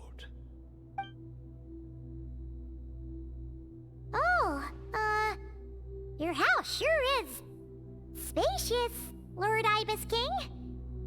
I fear it's not quite what it used to be. In fact, it has long ceased to be my home at all. It belongs to the descendants of the cats I once raised. Such adorable creatures, aren't they? Take the one I'm borrowing here, for instance. A chubby fellow with such lovely fur. Anyway, tradition dictates that a special guest such as yourself be presented with a gift. Alas, it's a first-come, first-served basis, you see. I fear with the passage of time, none are left. What? So the treasure's gone already? Treasure, you say? Not an inaccurate description. Yes, and no. I have the power to grant gifts inaccessible to the masses. The only requirement is answering a question. Not a bad deal, yes? Of course, my questions were given unto me by King Deshret, who in turn received them from the Mistress of Flowers. There are 3, and no more. What causes our rise and fall? What obliterates love and hate? What determines truth and falsehood? The more he talks, the less Paimon understands. I see. That must mean Gudars and Makaira managed to answer 2 of the 3. Another who understands. Oh, so that's the event those 2 slabs are depicting. Ah, priests and their records. A singular obsession, and quite boring too. After being imprisoned within Aru, I could, on occasion, take the form of a cat to converse with those around me. But I despised speaking to them. No conversational skills whatsoever. Now, humans like you who stumble in here from time to time, you are much more interesting. Hold on, we're getting off topic again. The 3 questions you just mentioned? What are they for, exactly? Ah, that is a story that begins with King Deshret. And we're in for another long one. Nostalgia for the past is common to us all, is it not? And our king, he was such a proud, solemn man in those days. He watched us speak of the present and the future, of the wisdom we possessed, or were about to obtain. We were his proud retainers, confident in our belief that, so long as each one of us used our abilities to the fullest, progress was inevitable. Yet, King Deshret's ambition was not destined to be allowed in a closed-off world such as this. So nothing went as planned. In fact, from the beginning, there were signs an outcome of this nature was inevitable. Because although there were 7 pillars, one was forever absent. Al-Ahmar would insist the Dendro Dragon Sovereign was one of us, but the dragon herself rejected that idea. Huh. Like a card you can never seem to draw from your deck. More like a card that was never in the deck to begin with. Alas, that's just who Al-Ahmar was. There was nothing we could do about that. And I always preferred chess to cards. In the end, life grew unbearable for our king. But, of course, those who remain must continue to live on. But subjects like us were less fortunate. After all, the fate of a retainer is decided by the king, including the chance to walk away. So it was then that King Deshret had Kroko, Goti, and I locked up within Aru, where we remain to this day. Kroko. Goti? Ah, of course. You're more familiar with their full names. Sobek, the Crocodile King, and Hereshef, the Goat King. And let me tell you, when it comes to chess, Hereshef was a habitual backseat strategist, always spewing nonsense from the sidelines. Well, Sobek was all too quick to take his terrible advice, to the point where I was the one who got accused of cheating. Chess is an exercise in patience, and that man couldn't sit still to save his life. He could never excel at that game. In fact, neither of them were good at chess. Even so, we played together often, and since I was always the winner, we got along quite well. What are you laughing at? Were we not good friends? No one's laughing. Paimon would never. No, not you. It's Goti. He's laughing for no reason again. Can you not hear him? Ah, right. Of course you can't. The 2 of them are inside Aru, as am I, so Only I can hear them. What is even going on here? Has he, like, started to lose it after being trapped for so long? That does happen to prisoners serving life sentences. Speaking of which, how's Azar doing these days? I doubt he's doing much of anything. Just what I wanted to hear. What is the meaning of this? You doubt my words? I have half a mind to not talk at all. Oh, no. They're not questioning you, Lord Ibis King, just discussing other things. Please, continue. In that case, where were we? Getting to the part about the 3 questions. Hopefully. Ah yes, we're almost there. Before I entered Aru, King Deshret said I could be released from my eternal seal if I chose humans who could provide the correct answers to those 3 questions. The first person who caught my eye was Gudars. I asked him, what causes our rise and fall?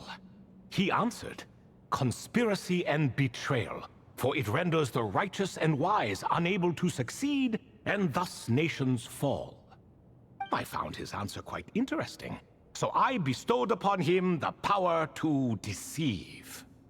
The second human I chose was Makaira. I asked her, what obliterates love and hate? She said unto me, I have nothing left to lose. Vengeance alone can quench both love and hate. I found this to be another fascinating response, so I granted her the power to be loved. But both of them ended up... Now then, young one, riddle me this. Did their answers point to this fate, or was it the power I bestowed upon them that determined their end?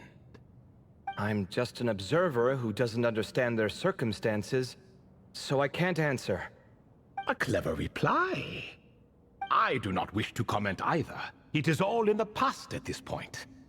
My only wish was for their answers to be acknowledged by King Deshret's rules, and bring me one step closer to freedom. As for the final person, her fate remains to be seen, so I will not reveal her name. I asked her, what determines truth and falsehood? And found her answer quite compelling, so I bestowed upon her a gift to match. As you can see, however, I have not been freed, so it's clear the answer she gave at that time was wrong. But alas, 3 people were chosen, and 3 questions were asked. So now all I can do is wait. Wait until her wisdom is in line with the rules set forth by my king. Until she has found the true answer to that question. No wonder there was no 3rd stone slab then. Or perhaps you're just not ready to include her in the story. Though that might be a generous interpretation. Well, it's not merely because her story remains unfinished. As the remaining priests of this place left or passed on, there were none left to record the events that followed. Besides, stone slabs are few and far between in the Great Red Sands. In the sprawling desert, very few things or people even manage to leave a trace. But sometimes I can't help but wonder, if that young man from several centuries ago had been willing to answer my question, would I have left Aru by now? Wait, so there was someone else? Of course, it has been thousands of years after all. All sorts of people have stumbled upon this place, but I only chose the special ones. That young man had such a singular intelligence, though his companion, by contrast, was rather average. The author of those notes we found? The student named Zondik? Ah, yes, I think that was his name. In truth, I was unsure whether I should grant him my 3rd remaining gift. He was, of course, exceedingly clever, but he was also mistrustful and narcissistic in equal measure, and there did not seem to be a line he was unwilling to cross. Too much power could be dangerous in the hands of someone like him. So I found myself rather relieved when he declined my gift. Oh, he turned you down? Did he give a reason? Yes. He said he didn't need it. I still remember the look in his eyes. Nothing stood out per se, and still I could sense contempt and disdain radiating from his gaze. I could not give an exact reason, but on instinct I just knew it would not end well to get close to a man like that. So, I tricked him. Stick close to your companion, I said. Only the descendants of Tulatula can come and go as they please. Leave him behind, and there is no escape for you. So, does that mean his companion wasn't a descendant of Tulatula? Oh no, that part was true. The lie was in the other half. Anyone can enter or exit this place. There are no restrictions. I saw that his companion was exhausted and was concerned Sandik might leave him behind, or worse, that some other accident might befall him. So I made up an excuse to prevent Sandik from going a step too far. Oh, and speaking of, Sandik's companion had the same blue hair and pointed ears as you. Wait, does that mean Layla's also a descendant of Tulatula? Indeed. When Hermanubis founded that city, he took in many who had nowhere else to go.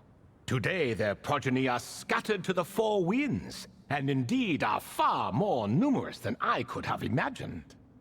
So the person you protected could have been my ancestor.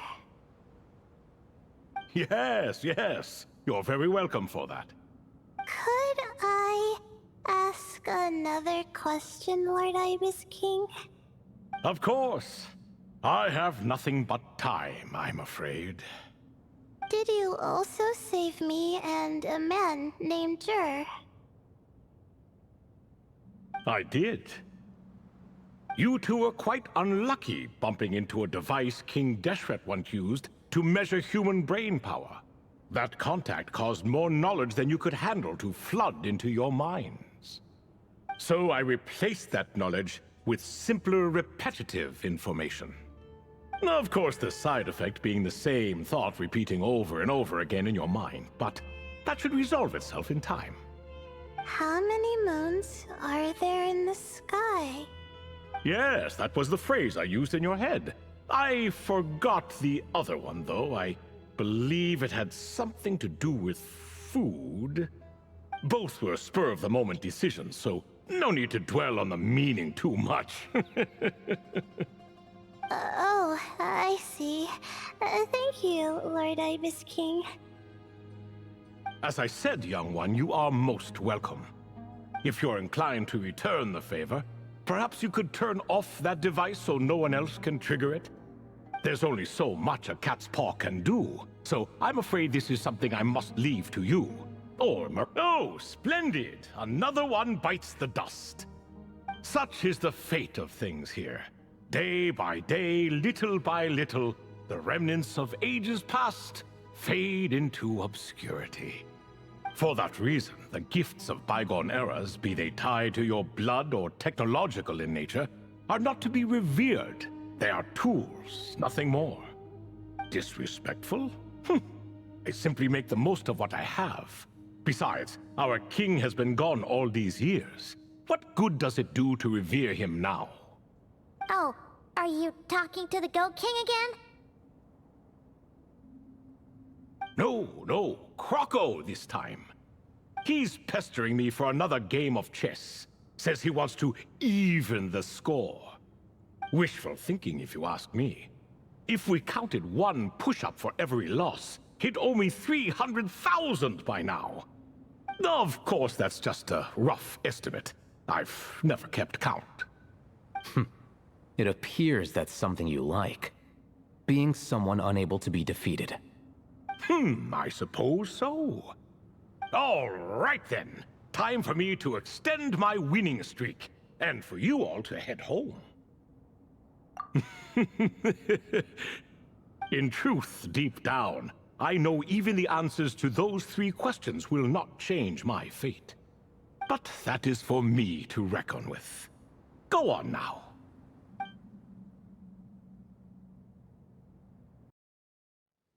Excuse me. Do you even know what time it is? I've harvested 3 crops of tomatoes while you've been gone. You're exaggerating, Professor.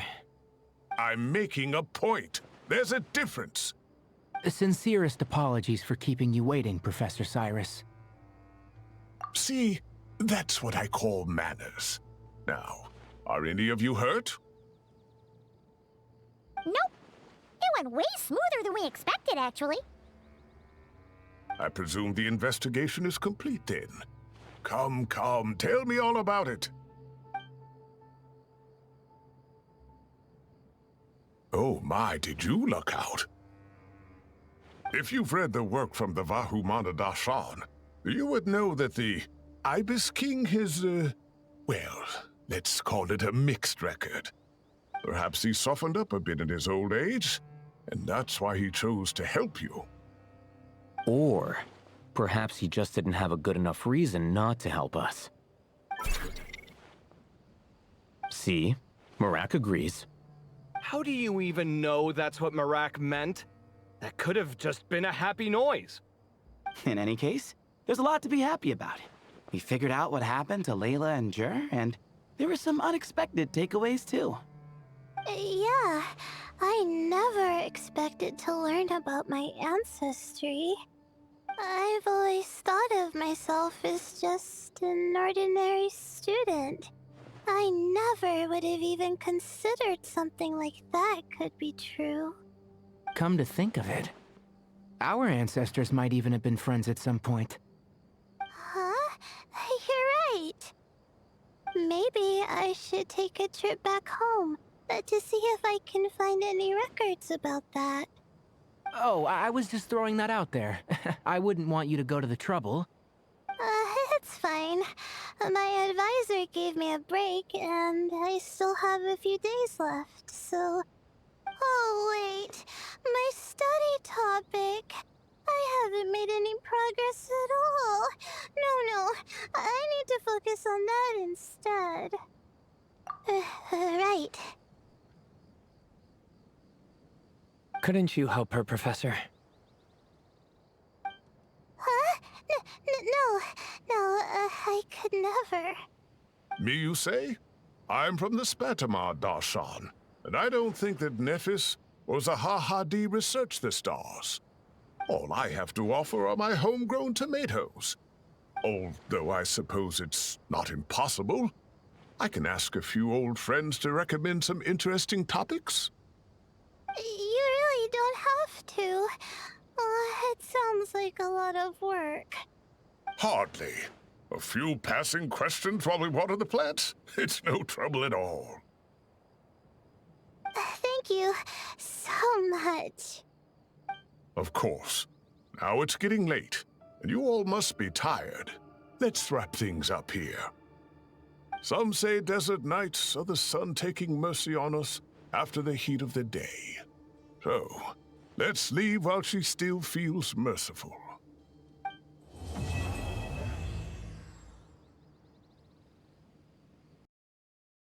Good news, everyone! The Fieldwide Center is getting a lot of praise from important scholars all throughout the academia. Soon, they'll send a team of specialists to take over the management of this place based on our recommendations. So, thank you for all the support. Wow! Sounds like your hard work paid off, Kale. And you're overseeing the transition yourself. Well done. The young students today could learn a thing or two from you, Kale. Your confidence, your proactiveness, your leadership. It's admirable. Not like some of the ones I teach. So focused on theses and research with no practical skills to speak of. To be honest, I don't feel all that confident. Being the go-between for all the different Darshans, coordinating everything, I still can't quite believe I managed it. Oh, but the Traveler and Paimon played a huge role in that too. I can't thank you both enough. Yeah, we're used to this kind of work. So for us, this was more like a super special camping trip with friends. You know, a few puzzles here, a little exercise there. It was super fun. Pretty much a piece of cake. Oh, man. Now Paimon's hungry. Hey, now that we're all done, why don't we go get some food to celebrate? Candace and I are 2 steps ahead of you. This way, everyone.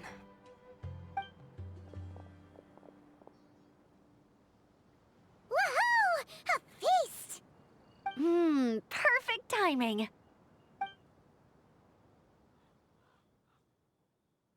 Oh, it's been a while since we've had such a delicious spread of dishes from Sumeru.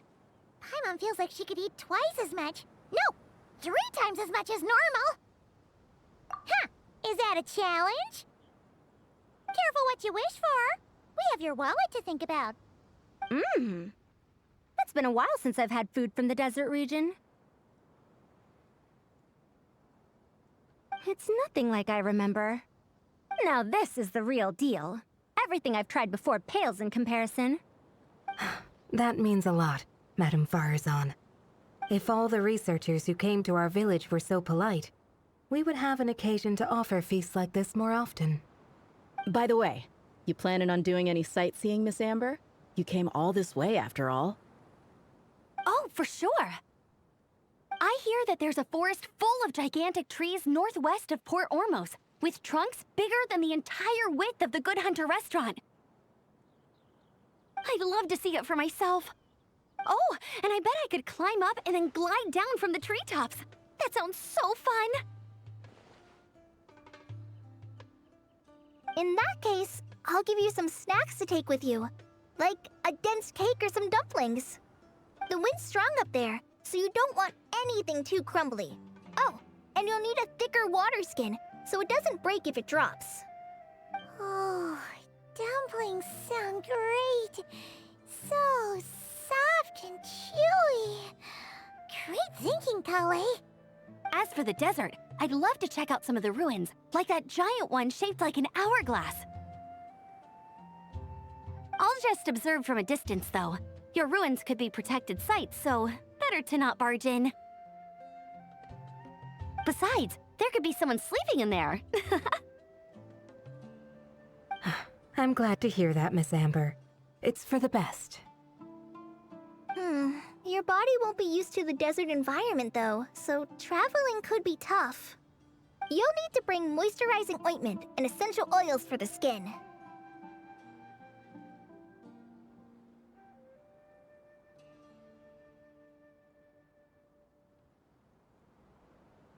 Honestly, though, helping set up the Fieldwide Center was the real highlight of this trip. And thanks to you, Kale, I got to make some new friends, too. So I couldn't be happier. Feel free to drop in on me in Mondstadt anytime. I'll show you the best our city has to offer. Don't mind if I do. I had some dandelion wine while I was in Fontaine, and man, that was the stuff. So sweet and fragrant, not a single bitter note in there at all. And that was the imported stuff. I bet the taste is even better when it's fresh. I'm looking forward to downing a couple of barrels already.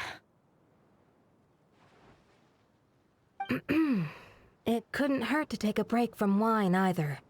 Those children gave you some hennaberry thorn powder, remember? You could make some tea. Come on, Candace. It's just a taste. The barrels aren't even that big. We're talking like 3 to 5 cups per, tops. And don't worry, I'd make sure to bring back souvenirs for everyone. Well, I've heard the Knights of Favonius Library has quite the collection. I wonder if there are tomes that approach engineering from a different angle. Could be worth perusing.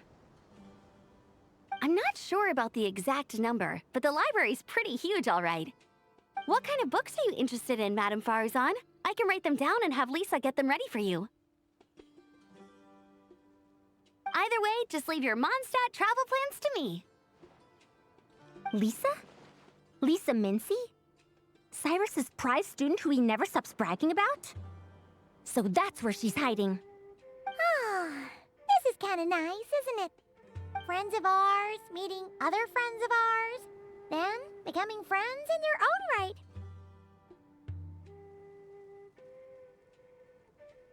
Yeah! Maybe we should start introducing our friends to each other. Paimon can think of a few who might get along. Huh, not a bad idea, right? Just imagine all the fun we could have!